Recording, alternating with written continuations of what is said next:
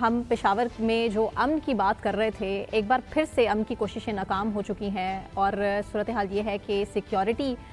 کی صورتحال انتہائی بری، وہاں پر سرکاری گاڑیوں پر حملہ ہوا ہے اور اس کے نتیجے میں ڈپٹی کمشنر سمیت 5 افراد زخمی ہو چکے ہیں اور جو قافلے ایک بار پھر سے ہمیں سننے کو آ رہا تھا کہ جی صورتحال بہتر ہو گئی ہے، قافلے دوبارہ سے جو ہے رواں دواں ہے اپنی منزلوں کی طرف، وہ پھر سے روک لیے گئے ہیں اور جو گاڑیاں ہیں، جو لوگ سفر کرنے والے ہیں، ایک بار پھر سے اپنے گھروں میں محصور ہو کر رہ گئے ہیں۔ مزمل صاحب، صورتحال تو بدلتی نظر نہیں آ رہی، ہاں لیکن جو آپ نے مشورہ دیا تھا پچھلے پروگرامز میں علامہ راجہ ناصر عباس صاحب کو، آج اس مشورے پر انہوں نے عمل کیا ہے، آپ کو یاد ہوگا کہ وہ کیا تھا؟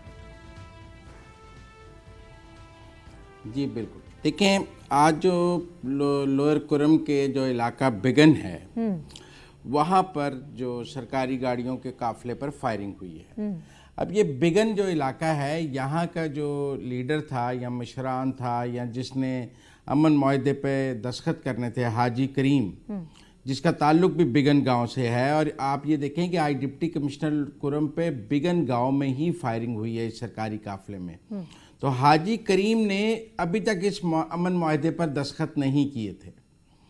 اور یہ کہا جا رہا ہے کہ وہ ابھی تک وہ ڈیو تھا کہ وہ حاجی کریم صاحب اس امن معاہدے پر دستخط کریں گے جن کا تعلق بگن گاؤں سے ہے،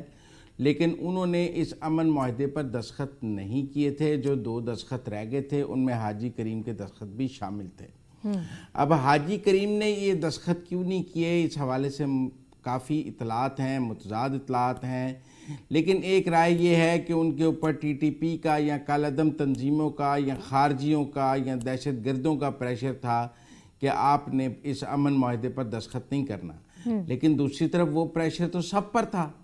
ایک پر تو نہیں تھا۔ 45 لوگوں نے دستخط کیے تو ان سب پر ان کا پریشر نہیں تھا، صرف حاجی کریم پر ہی تھا۔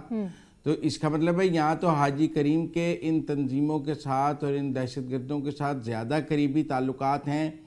اور باقی لوگوں نے پاکستان کے امن کے لیے، کرم کے امن کے لیے اس امن معاہدے پر دستخط کیے،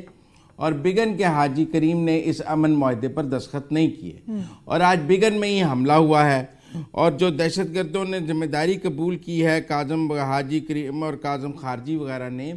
یہ بگن سے ہیں، اور کاظم کا اور حاجی کریم کا بہت گہرا تعلق بتایا جاتا ہے۔ میرے خیال میں کہیں نہ کہیں صوبائی حکومت کو یا لا انفورسنگ اداروں کو یہ پتہ تھا